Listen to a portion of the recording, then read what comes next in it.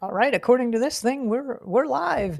Hey We're everyone, good. this is Marjorie Wildcraft. I've got back with me the fabulous Kirk Elliot from KEPM Precious Metals. Kirk, welcome back.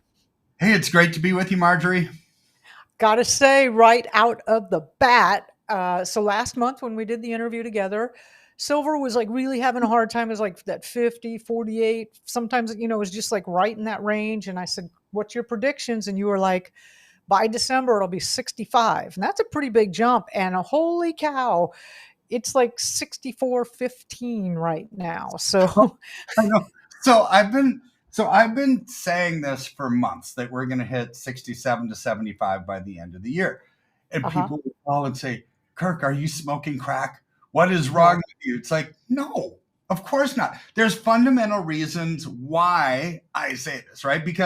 But I sort of understand their sentiment because when I started saying that, 2 months ago, silver was in the 40s, right? Yeah. It's like, wow, it's like that's a big jump. It really is. But here's the thing: when you run out of silver, which they did in London, which you and I talked about, right? They don't have any free float silver for exchange for physicals, meaning if you're Sony or Samsung or Lockheed Martin, and you're saying, hey, these futures contracts that we had to lock in our price, we need delivery of it so we can manufacture stuff, or banks want needing delivery, whatever. It's not there, Marjorie. It's not there. Yeah. Right. So this is the problem. And it's so not there that if you look at the amount of futures contracts versus the amount of available silver to back up those futures contracts, it's about 350 ounces of paper for 1 ounce of physical delivery silver. This is how over leveraged they are, which is doesn't take too many people saying, I want physical delivery for them to actually truly run out. Right. And this is what Yeah. happens. So, Well, so all that paper was out there for the longest time and it didn't matter. But the yeah. bottom line is now is they don't have the metal to deliver. They Yes. don't have it. And I've heard even a bunch of sovereign nations, a whole bunch of the EU, like Italy, Hungary, Poland, yeah, almost all of them, Germany, they all pulled their metal out of London and said, we're not going to store it over there anymore. We don't trust you guys. We're repatriating it back to our countries. So like we're seeing this massive, the world is grabbing whatever silver they can Yeah. and they're holding on to it tight. They that repatriation is a big deal. So, but here's the problem: all roads lead to London, right? When you're dealing with metals, because the LBMA, the London Exchange, it doesn't hardly matter what country you're in. It all needs to get to London so they can disperse it to the rest of the world. That's just how it works. It's just how it works. So, with all this repatriation, in countries like, I don't know if you and I talked about this a couple months ago or not, but so for a while, all this gold was leaving London, leaving the rest of the world, and coming to New York, right? It was Yeah. coming to COMEX, right? And people said, well, it's because Trump was going to back the currency with it. Who knows what the real story is or why? But the fact is, it was coming, right? So China has a ton of gold and silver. Yeah. India has a ton of gold and silver. So it's not like there's this massive shortage of gold and silver. It's just not in the right place. So this caused a leasing problem because banks need to fund these settlements, even if they only take 72 hours. Like when somebody wants to, if you're buying or selling gold or silver from me, right? It's like, okay, we buy it off the exchange, it settles in 72 hours. Banks finance that, right? So they're thinking, we're not going to finance anything coming out of London. We don't know if they're going to exist, right? This is a big deal. So the lease rates went up to 100% a year. Wow. I mean, it's like, what? This Yeah. equates to, at 100% a year lease rate, 15 cents a day per ounce of silver that's stored somewhere else. It's like, okay, this is going to put refineries out of business. No, everyone was dumping their inventories, going flat because the carrying costs were too high. So here's what happened on Thanksgiving. That's the backdrop, right? So on Thanksgiving, I'm at my in-laws' house and I just ate a bunch of turkey and I'm napping and watching football and whatever you do on Thanksgiving, right? Yeah. No idea that the world was about to change because On Thanksgiving, COMEX, the CME group, which is COMEX, the big depository here in North America, they halted trading on silver and copper. They halted it. They blamed it Yeah. on a cooling tower issue. It's like, okay, hold on.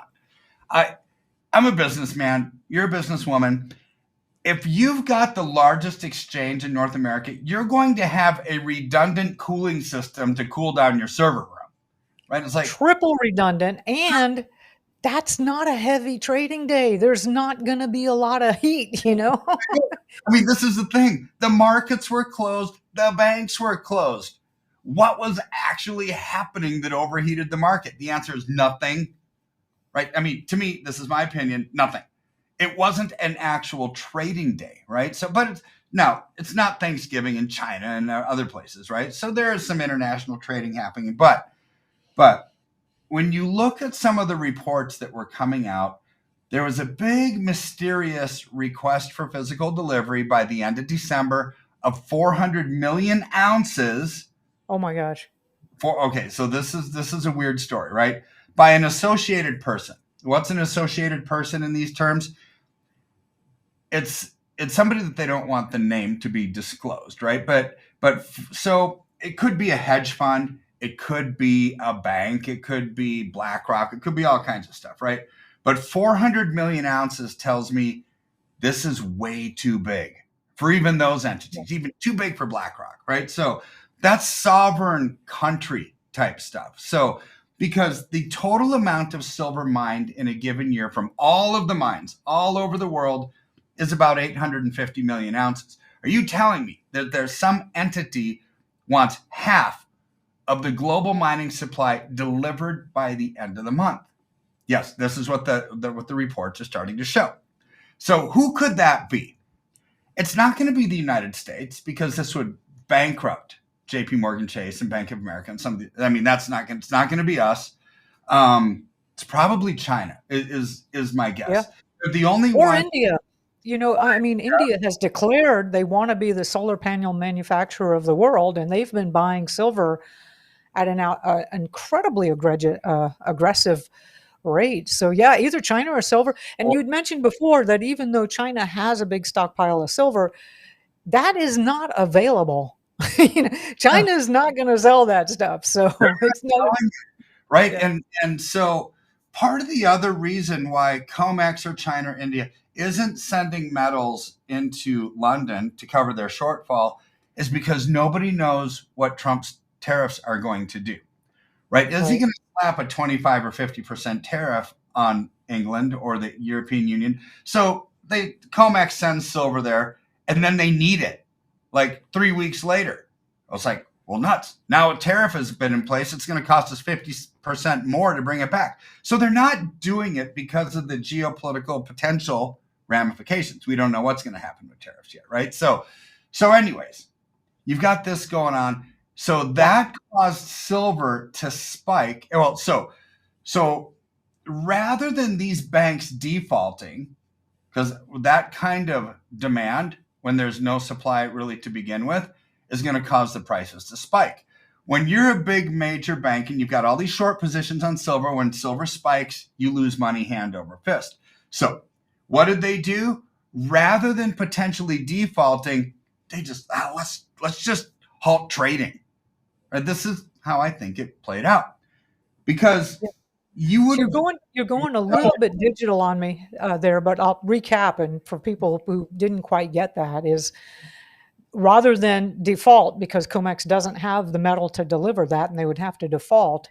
They halted trading, which is what. Well, that that's the next question: is LBMA doesn't have the silver. Everybody's pulling their silver out of everywhere and taking it home and holding on to it and hoarding it.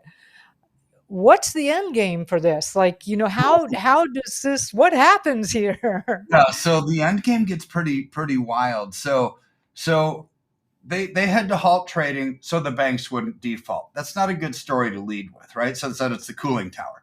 But we know that's not it because halting trading isn't abnormal, Marjorie. I mean, this happens a Yeah, lot. it You can happens. halt trading because of a technical issue like a cooling tower going down. Sure, you could. You would also halt trading if there's too much price volatility. Like if prices move more than 10% in either direction over a 60-minute span, they will halt trading to stabilize the markets. But usually it's a 2 to 3 minute delay, and then they start back up again, right? They just need, okay, got to take a breather, right?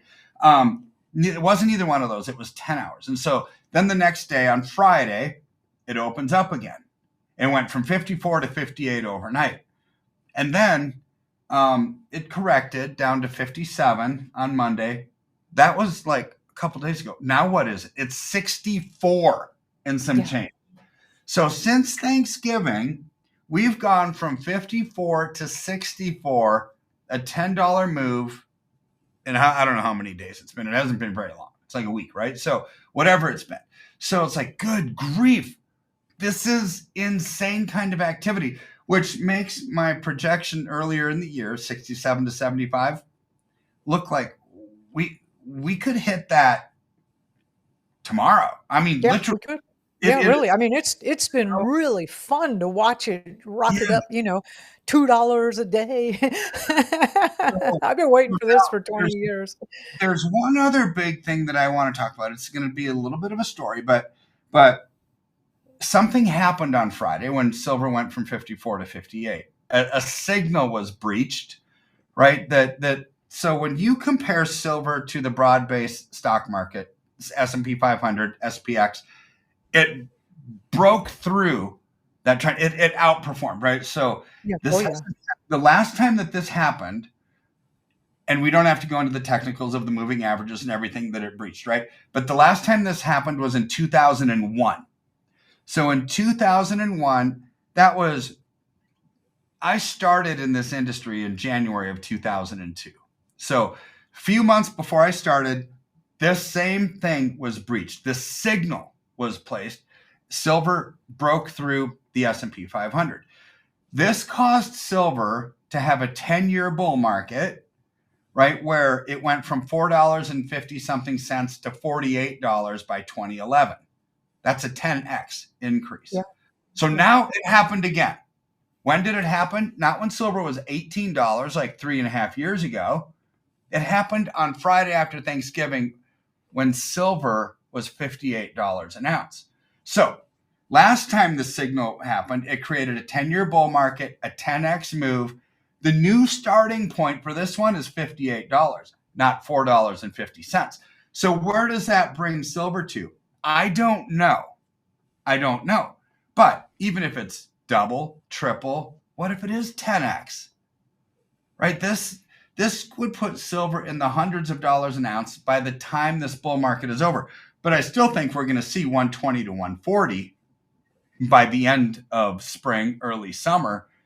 And this kind of action is not just one of those, hey, this is really great for our portfolio kind of thing.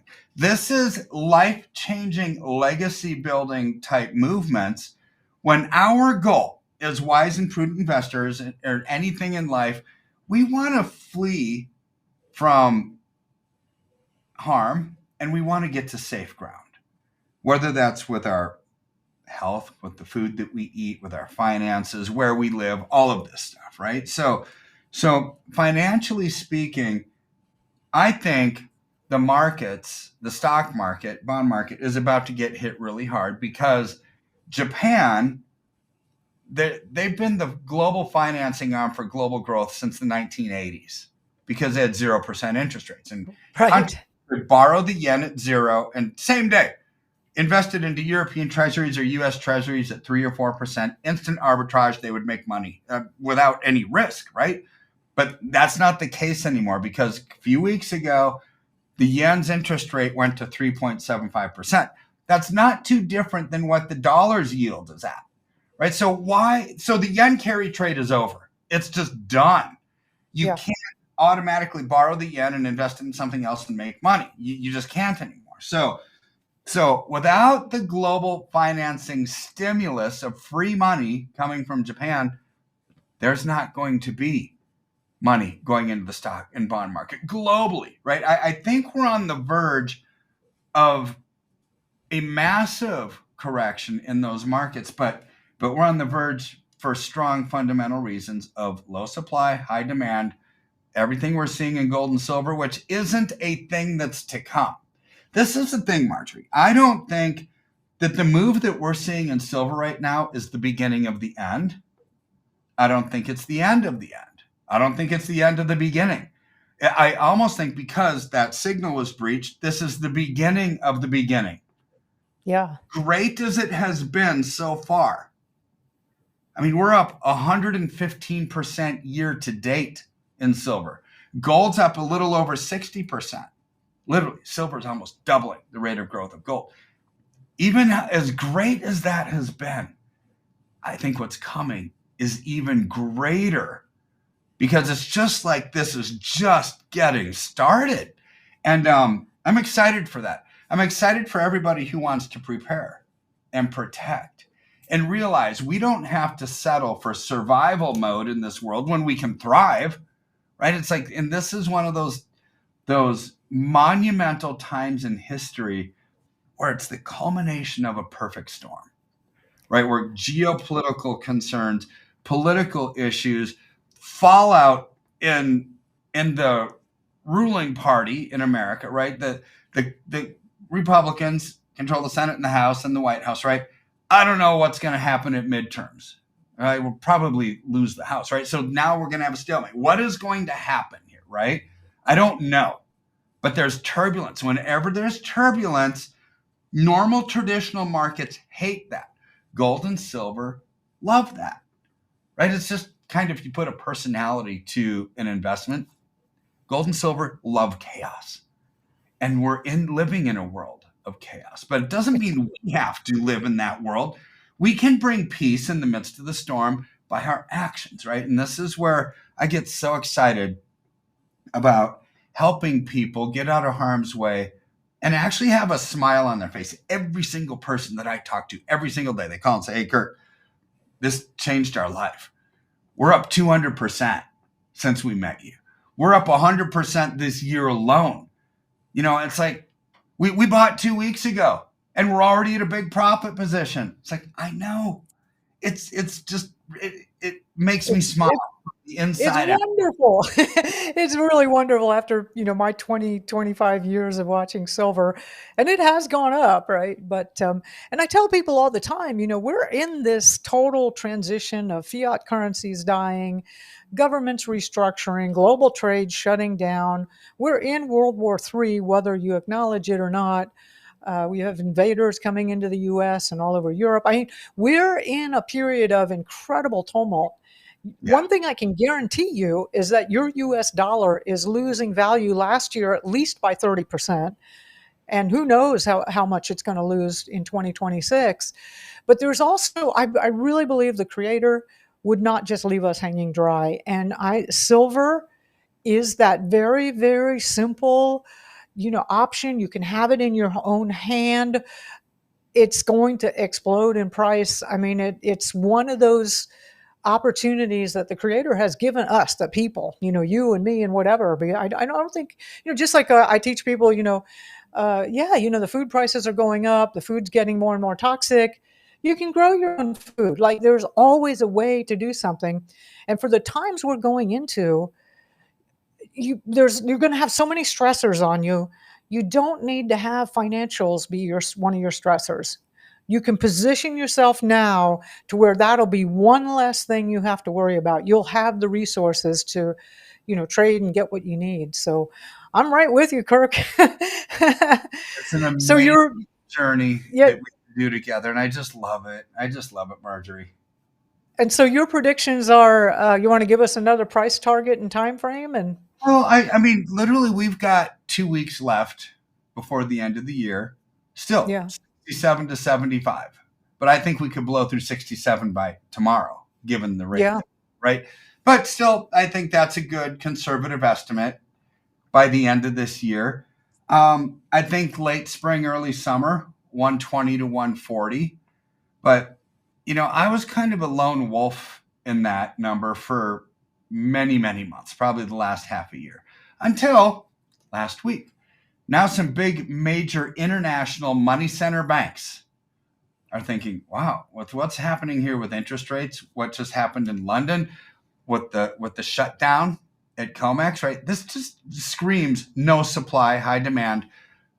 The numbers are 140 to 200 by some of these big banks. It's like, wow, that puts me on the low end, but I'd rather under promise, over deliver. I'd rather be a conservative estimate because still at 120 to 140, that's still doubling from where it is You're gonna today. still be pretty Yeah, dang happy, yeah. so happy. That's amazing that the big banks are actually starting to talk about it because for decades, they did everything they could to suppress any news about silver or any news about how the supply keeps dwindling or, and JP Morgan got fined the largest fine ever. It was 900 and what, $20 million, almost $1 billion they got fined for manipulating the silver market.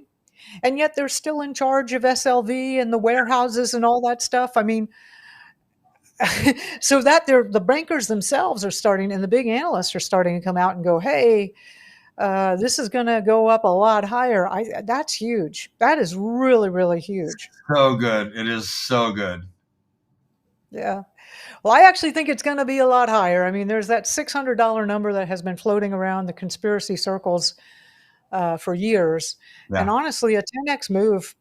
50 years ago, if you talked about a 10x move, that's unthinkable. But we've seen, you know, cryptos do 100,000x moves, right? Yeah, I mean, we've seen these things happen. This is what happens when a fiat currency dies. You can see some unbelievable craziness like this, and it's an opportunity. And the Correct. and the thing is when we do get to sound money, which who knows how many years that's going to take, these kind of opportunities will not exist because Yeah. you can only do this with fiat currencies. So anyway, I'm encouraging everybody, even if you only have a few dollars, go to the pawn shop and buy a silver dime. You know, Kirk's, you've got a great team. You guys are, if for folks that really want to talk to a real human being, and I definitely get that. I've Yeah. been in two-factor authentication hell for the last couple of weeks.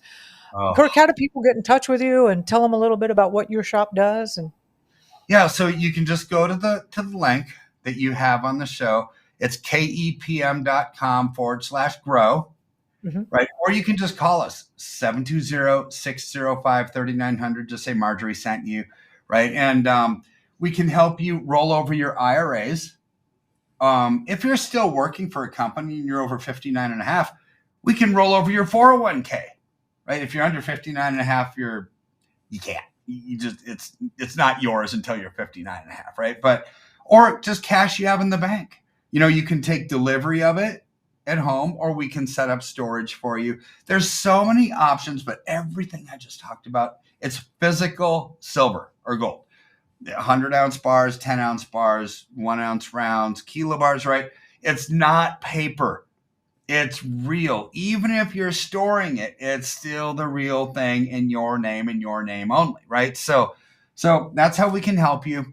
I would take advantage of this market, roll it over if you've got it. Get out of paper, get out of harm's way into something that's stable, steady, and built for such a time as this. Yeah.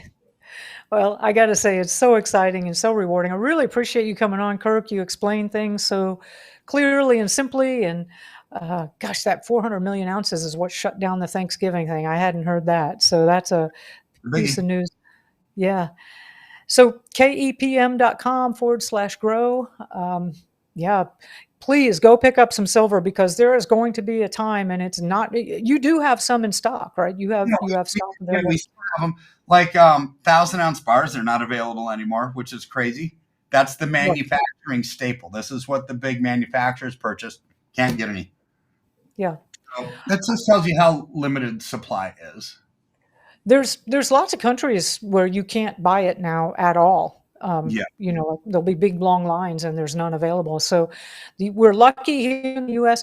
Do you ship overseas like to Canada? We did have some Canadian inquiries, or are No, you only in have the to US? Okay. have a U.S. bank account, and you would have to open up a storage account in Texas if you're from another country, right? So yeah, but it's I wish we could. It's just Yeah. your No, customer we had laws. some Canadian members that were asking and they want to buy, and I said, I'll check with them the next time we have a thing. We used to Please be, go buy some silver. yeah, Yeah. yeah, go buy it. Go buy it. You won't you'll totally be thrilled with it.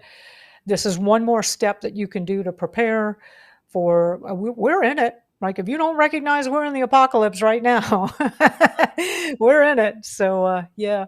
Well, thank you again, Kirk. It's kepm.com/grow. Reach out. He's got real human beings that you can talk to that'll guide you through this. And I really like that. I'm a little bit tired of the online stuff, although I do it from time to time. Kirk, thank you so much again. I really appreciate you for being here.